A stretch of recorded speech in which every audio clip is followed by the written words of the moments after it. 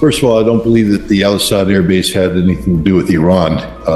It had instead to do with militias, pro-Iranian Iraqi militias. The United States, at the same time that Israel was assassinating Hamas leaders in Tehran and Hezbollah leaders in Beirut, the United States used drones operating out of the al-Assad base to assassinate Iraqi militia leaders and personnel that were assisting the militia. So this is retaliation for an American strike on Iraqi soil using American military assets deployed from the al-Assad base. It has nothing to do whatsoever with the what's going on between Iran and Israel. So it's two totally separate incidents. Sometimes you can't see the forest for the trees when looking at the level of violence taking place throughout the Middle East. But there are cause and effect relationships, and the United States continues to operate military resources, including armed drones, out of the al-Assad base, and they use these drones to attack Iraqi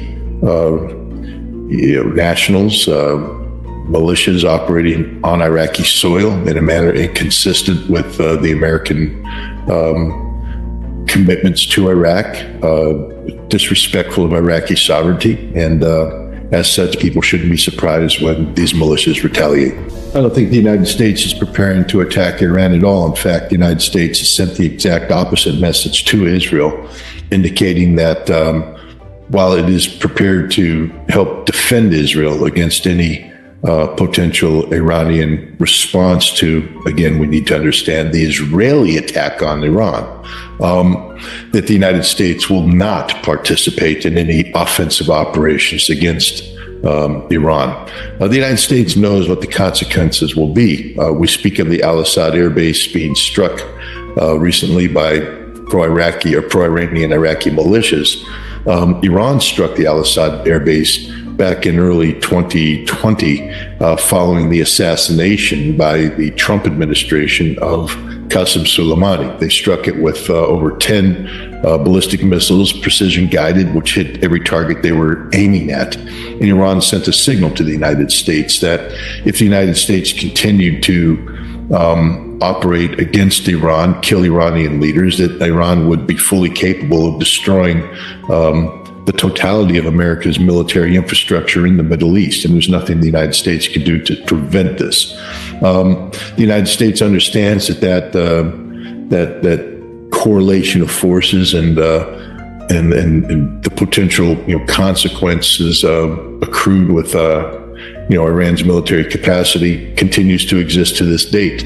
The United States will not engage in offensive military operations against Iran, especially when Iran's actions were precipitated by irresponsible Israeli actions, which the United States most likely cautioned Israel against undertaking because they recognize it being a destabilizing maneuver. The United States politically aligned with Israel, and therefore politically the United States must come to the defense of Israel, but the United States will not participate in any offensive operations against Iran. Well, first of all, we have to understand when we say short-range missile, that means short range, not long range. It implies that whatever assets were used to strike the Hamas leader were already existing inside Iran, that Israel has capabilities already deployed inside Iran. And this is true whether or not you accept the short-range missile narrative or another narrative, which is that Israel pre-positioned explosives in the guest house. Either way, it shows that Israel has capacities that are already deployed inside Iran that are capable of carrying out very precise strikes against very highly protected targets.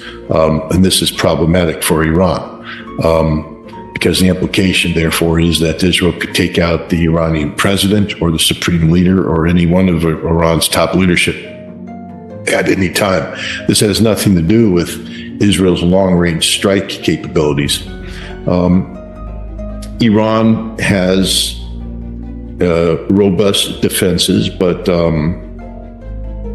I believe Israel has been preparing for some time to deal with these defenses. This is why I think you're seeing Iran pause before carrying out any retaliation. They appear to be receiving defense upgrades from Russia, including electronic warfare capabilities, radar, perhaps surface-to-air missile interception capabilities,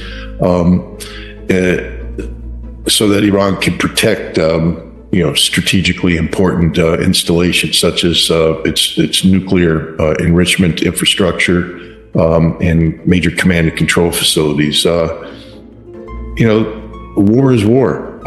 Iran will launch an attack that is designed to penetrate Israeli air defenses and bring damage and harm to Israeli infrastructure, and Israel is expected to retaliate using its capabilities to penetrate Iranian air defenses and bring destruction to Iranian targets. This is war. There's no such thing as the perfect defense. Both sides will suffer tremendous losses if there is a general conflict. I don't know if we can use the term alliance, at least in the Western sense, because that seems to be treaty-based. Russia and Iran have signed a strategic, framework agreement, the details of which have not been made public. I think what we're seeing is implementation of aspects of this agreement where Iran has requested military support and Russia is providing it. It's interesting because some of this equipment that's being provided by Russia is extremely high tech. And unless Iran has been preparing technicians to operate this equipment will have to be operated by Russian technicians, Russian soldiers, which means now Russia has military capabilities deployed onto Iranian soil, and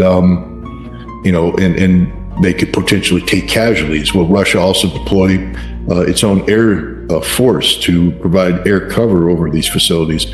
We're looking at a potential escalation that could involve not just Israel and Iran, but Israel and Russia, and therefore maybe bring the United States into the equation. Russia has a strategic relationship with Iran. It's economic, it's geopolitical, it's military. It's part of Russia's pivot away from the West and towards Eurasia, part of what Russia's been doing with China in terms of the Shanghai Cooperation Organization, in terms of BRICS. Iran is an important component of both of these. So Russia is not going to turn its back on Iran. I think we're seeing that play out. Welchen politischen Kurs verfolgt die israelische Regierung von Premierminister Benjamin Netanyahu gerade? Offenbar sucht sie nicht nur einen militärischen Konflikt mit Iran, sondern gleichzeitig auch mit der Hisbollah im Libanon und den Houthi in Jemen, während sie selbst noch im Krieg mit der Hamas im Gazastreifen beschäftigt ist. Will Netanyahu die totale Eskalation im Nahen Osten? Hat Israel die Stärke, es mit Iran, der Hisbollah, den Houthi und der Hamas aufzunehmen? Und wohin würde das den Nahen Osten führen? Netanyahu is in a very difficult situation where the Israeli military is exhausted, lacks the capacity to achieve the strategic objectives that Netanyahu has set forth to defeat Hamas, defeat Hezbollah, defeat the Houthi, defeat Iran. But Netanyahu can only stay in power if Israel continues to be in a continuous state of conflict. He is a wartime leader with a wartime government. The moment Israel accepts a ceasefire, Hamas, a conflict termination in the north against Lebanon, and stability with Iran, Netanyahu loses any reason to exist as a leader. He's a highly unpopular leader. He's a man who's been accused of corruption. If he steps down as prime minister, he will most likely be brought to trial on charges of corruption. Some people believe that the evidence of his guilt is overwhelming and that he would be found guilty and spend the rest of his life in jail. So what Netanyahu is doing right now is not about the state of Israel. It's about the preservation of Netanyahu. And so he's willing to literally put the security and the future existence of Israel on the line to preserve his political legacy. Iran will strike Israel. That's what I believe. I believe Iran will strike Israel decisively. The attack will be focused on economic targets, political targets. Remember, Israel carried out a political assassination, killing a very senior leader. I think that Iran will seek to make Israel pay a similar price. And military targets. Iran will attack Israel in a way that seeks to do damage to Israel's missile defense shield and perhaps Israel's offensive strike capability by hitting airfields. I think we can expect the attack to be massive with overwhelming force, and it will be designed to penetrate the Israeli defenses and bring death and destruction on Israel.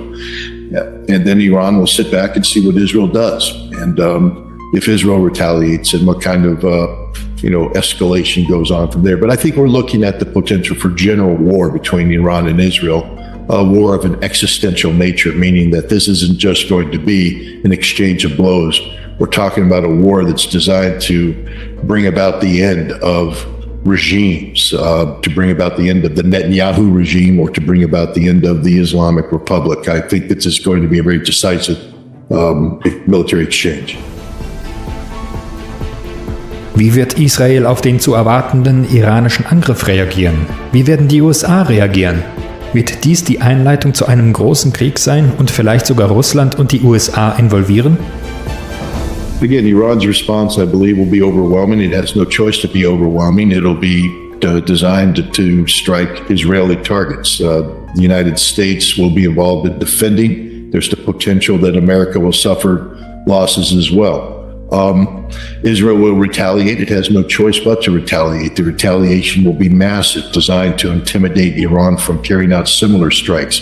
Iran will not back down. Iran will respond, and this will lead to a general exchange. Israel will probably end up striking targets in Iran that have Russian military personnel stationed there, killing or wounding Russians, which will cause Russia to get involved. And this has the potential of bringing the United States, and we could be very well looking at World War III breaking out in the Middle East and